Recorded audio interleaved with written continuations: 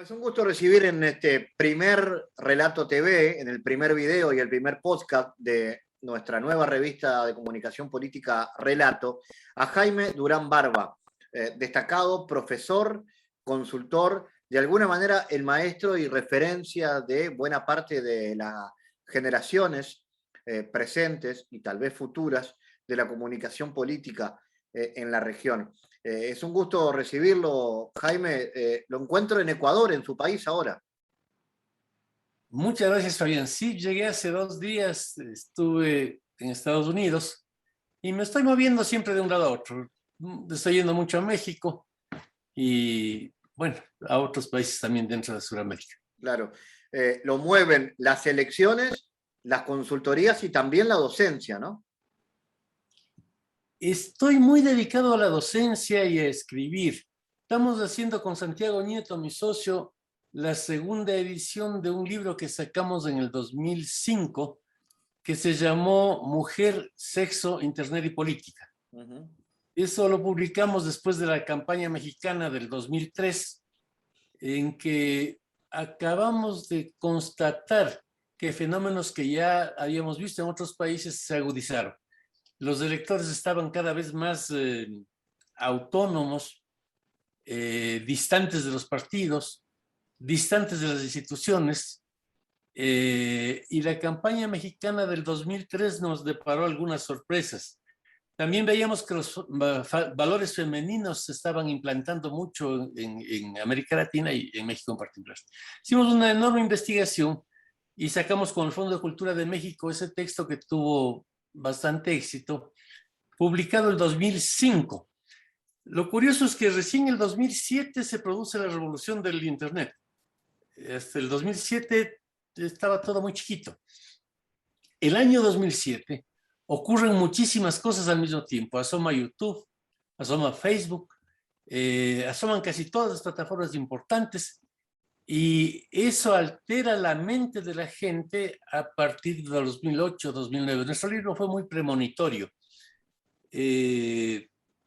Estamos ahora sacando una segunda edición que es muy mejorada, muy aumentada, con todo lo que pasó en la mente de la gente hasta esta fecha. Particularmente con la pandemia, esto se agudizó. La tercera revolución industrial viene dándose desde hace unas 2 décadas, pero con la pandemia esto se aceleró a una velocidad descomunal. De hecho, se está instalando ya la cuarta revolución industrial y los seres humanos nos convertimos en otro tipo de especie en muy poco tiempo. Ya, yo creo que no pasará más de unos 5 años hasta que ya seamos una especie distinta. Jaime, nuestra revista se llama Relato. Y el relato obviamente tiene que ver con la comunicación política y quería empezar por ese lado.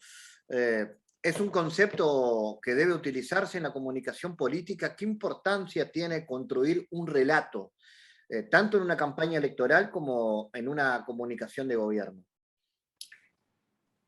Es muy importante, ha sido muy importante en las últimas décadas el tema del relato. En este momento parecería que, según los estudios de Pentland, toda esta discusión que se ha armado en torno a Gladwell, la gente se cambió un poco el cerebro. O sea, estamos en una sociedad en la que cada vez más hay gente autónoma formando sociedades horizontales y armando mini relatos, diría. El gran relato ya no funciona. Con la Internet empezó a surgir algo que se fortaleció con la pandemia, y es que también, gracias a los algoritmos, se encuentran personas semejantes. Pongamos el ejemplo más llamativo, el de los terraplanistas. A un tipo se le ocurre que la Tierra es plana. Con la red puede encontrar a otros tipos que creen lo mismo.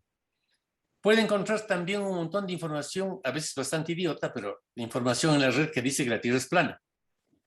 Como efecto de todo eso, tuvimos en Buenos Aires hace 2 años el Congreso Mundial de Terraplanistas, una asociación que agrupa a más de 200,000 personas en 50 países, que creen que la Tierra es plana, que todo lo de las naves espaciales y demás es una mentira de la CIA, y existen. Esto sin el Internet no habría existido.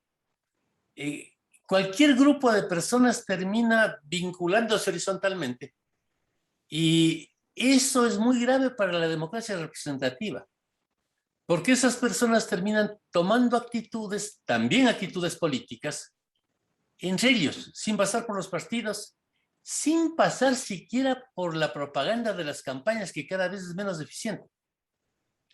Entonces, yo trabajo en una universidad norteamericana, he estado mucho en Washington. Nunca en mi vida pensé que podría haber la toma del Capitolio que se produjo hace pocos meses. Nunca.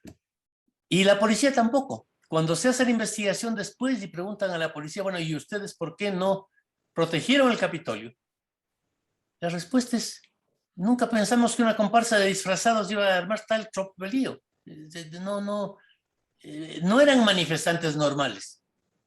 Y cuando usted estudia más detenidamente qué son los Q, qué son los Proud Boys, son gentes que creen cosas absolutamente estrafalarias, que además le querían a Trump y de alguna manera estimulados por él hicieron lo que hicieron. Pero eso no habría existido con el Internet. No es gente del Partido Republicano, no son republicanos. Son supersticiosos que creen en cosas raras. Entonces, hay por un lado todo ese lío de las sociedades horizontales formadas por la red, que tienen, hablando de lo del relato, mini relatos. Creen en ciertas cosas. Algunos pueden creer que, por ejemplo, que el talibán es un modelo de sociedad. Hay algunos, bastantes. Muchos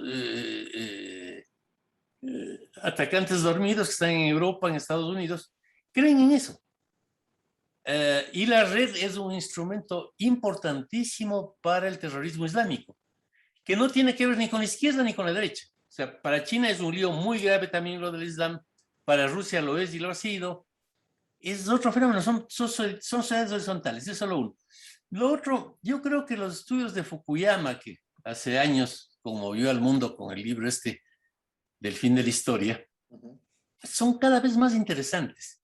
En la última campaña norteamericana, él estuvo muy activo, produjo un papel espectacular de unas 100, 120 páginas, explicando la vigencia de Trump a través de las identidades culturales. Yo creo que ese tema ahorita cobra mucho más vigencia con lo ocurrido en Afganistán. Mi artículo de la próxima semana en Argentina va a ser eso. ¿Qué pasa con esas identidades que también se dan en los países? Yo vivo en Recoleta, en Buenos Aires. Pensando la campaña desde el punto de vista de Fukuyama, diría, es muy difícil que un mensaje que llegue y le guste, o un relato también, que le guste a la gente de Recoleta, entre en la matanza. Y viceversa. Son culturas distintas, son formas de ver las cosas distintas. Cuando hemos trabajado en las campañas con Macri, aplicábamos ya esto, que es algo muy de nuestro grupo de consultores, pero qué sé yo, hemos tenido una investigación detenida de qué música les gusta a todas las ciudades argentinas de más de 20,000 habitantes. Porque nos parece central para la campaña eso. ¿Qué música les gusta? ¿Qué comen? ¿Qué piensan sobre el sexo? ¿Qué piensan sobre la amistad? A veces esas cosas reúnen a sociedades horizontales, a grupos que les dan una enorme importancia. Es mucho más peligroso en la Ciudad de México, donde he trabajado mucho, que usted patea a un perro a que haga una declaración contra el Fondo Monetario Internacional. El fondo a nadie le importa mucho, no saben de qué se trata. Pero el respeto a las mascotas, y particularmente en México a los perros, se ha convertido en una especie de religión. Usted no puede patear a un perro. Es más disculpable, aunque sea estúpido, pero le disculpan más fácilmente si patea a un niño que a un perro. Hay el culto del pet al spa, el pet al veterinario, son valores que han asomado, ni que hablar del tema feminista.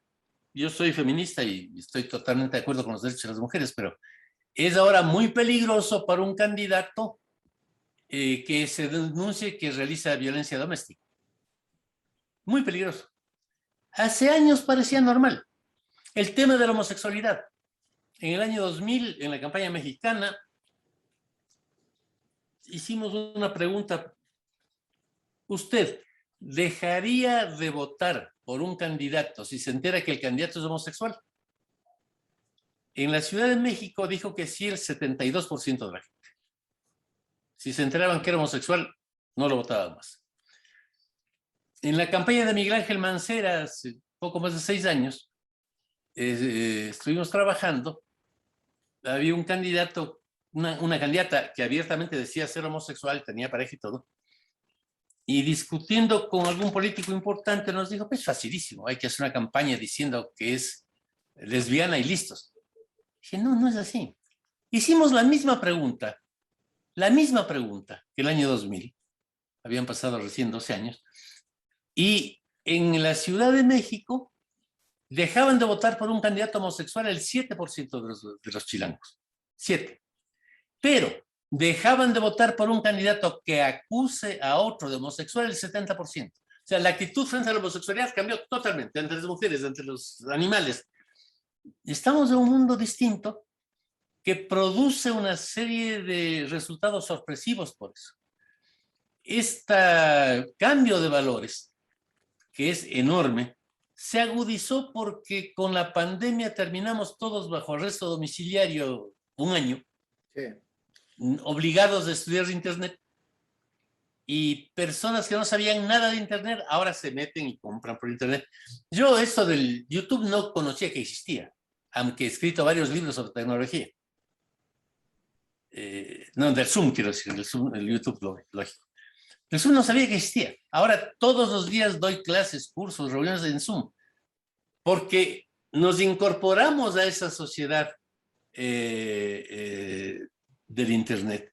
Y eso cambia la economía y sobre todo cambia nuestras mentes. Entonces Jaime, modifica los relatos también esto. Todo. Sí, sí, sí.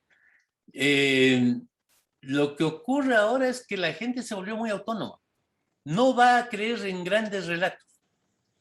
O sea, yo de pibe estaba militando en la izquierda y había que identificarse con la revolución, con el proletariado, luchar contra el imperialismo y todo eso. Yo fui un activista muy fanático en contra de la invasión norteamericana a Vietnam. Pero ahora ese tipo de cosas no motivan. No motivan microrelatos. Hay este libro genial de Finkielkraut y Bruckner, dos de los activistas de la Revolución del Mayo francés, que se llama La aventura a la vuelta de la esquina. Fue un libro publicado en el año 69. Pero dicen ahí, ellos también habían sido activistas antes de la izquierda tradicional.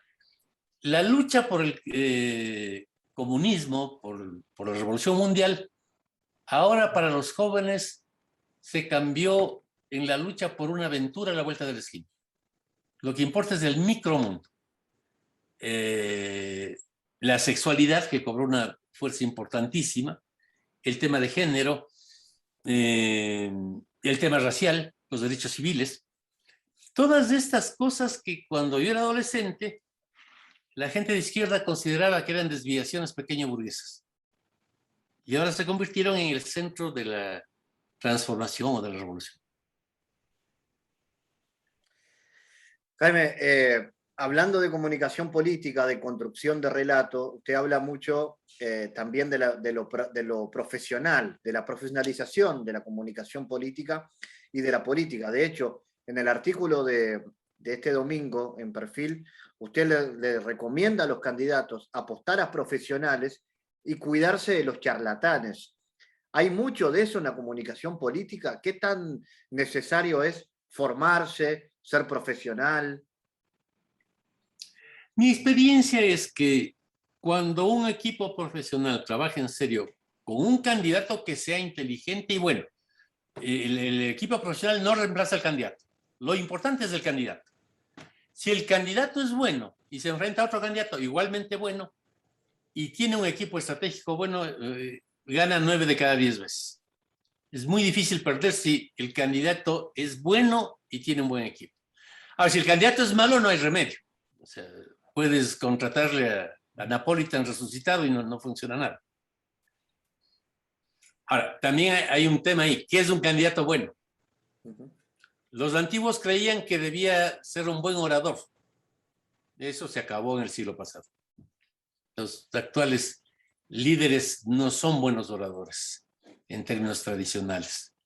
En muchas ocasiones son directamente personas del espectáculo. Donald Trump, con quien nunca simpaticé, siempre me he identificado con los demócratas en Estados Unidos, pero Donald Trump era el protagonista de un show de televisión, de un reality show. Y siempre fue lo mismo. Si usted analiza la presidencia de Trump desde esta perspectiva, se da cuenta de que nunca fue un político, nunca fue un presidente. Siguió haciendo un show, un reality show. Y parte del reality show podía ser ir a encontrarse con el líder de Norcorea, o pelearse, o amenazarle, hacer un show. Trump fue un actor de un show de televisión, lo sigue siendo, y desventuradamente para Estados Unidos sigue teniendo vigencia. La ovación que recibió en un estadio hace 15 días fue descomunal. Pero es otro tipo de personaje. En el extremo, el presidente de Ucrania es un cómico de la televisión, al que le puso el dueño de la televisión para boicotearle al presidente que buscaba la reelección, porque este hacía imitaciones en la televisión. Y, oh sorpresa, barrió a todos y es el nuevo presidente de Ucrania. Yo trabajé en el 2010 en la campaña de Marina Silva en Brasil. Una mujer maravillosa, inteligente, idealista, una campaña preciosa. Y Marina no tuvo un candidato demasiado bueno en Sao Paulo para diputado. Se lanzó un señor que era un payaso profesional, que hizo la campaña vestido de payaso profesional y diciendo cosas de un payaso profesional, Tiririca. Y hasta que ahora el hijo de Bolsonaro le ganó, Tiririca fue el diputado federal más votado de Brasil con 1,5 millones de votos en Sao Paulo. ¿Y qué hacía? Chistes. Tiririca hacía chistes. Empezó con un spot genial en que decía, oiga, ¿usted sabe para qué sirve un diputado federal en Brasil? No, no es cierto. Seguro que no. Yo tampoco tengo ninguna idea. Vote por mí y si resulto electo voy, averiguo y se lo cuento. O sea, más irresponsable que eso no cabía. Era un chiste. Siguió haciendo chistes y tuvo una votación descomunal. Ahora, cuando usted se topa con Tiririca, yo estuve ahí, en Sao Paulo, una posibilidad es tener la pedante posición de los intelectuales y decir, los brasileños son unos brutos, Tiririca es un sinvergüenza que engatusó a todos. La otra es decir, ¿en qué nos equivocamos quienes queremos hacer política en serio para que Tiririca nos gane? Algo hace Tiririca bueno para que nosotros perdamos y él gane. Y creo que hay que ser serenos y analizar qué está pasando. ¿Con qué pulsiones del electorado se está identificando Tiririca? Entonces, creo que hay que tener una mente abierta para ver la realidad y sobre todo para lo que me parece a mí más importante en consultoría, que es tratar de ver las elecciones y también el gobierno desde los ojos de la gente, no desde los ojos del círculo rojo, de los informados, de los periodistas. No, la gente común, ¿qué es lo que siente? ¿Qué es lo que ve? ¿Qué es lo que le interesa? Hay que saber eso para poder dialogar. La campaña es un diálogo entre un candidato que sabe a dónde va, que para poder conversar tiene que saber qué siente la otra persona. La otra persona es el pueblo. Entonces, es ese diálogo el que ayuda a que la campaña funcione.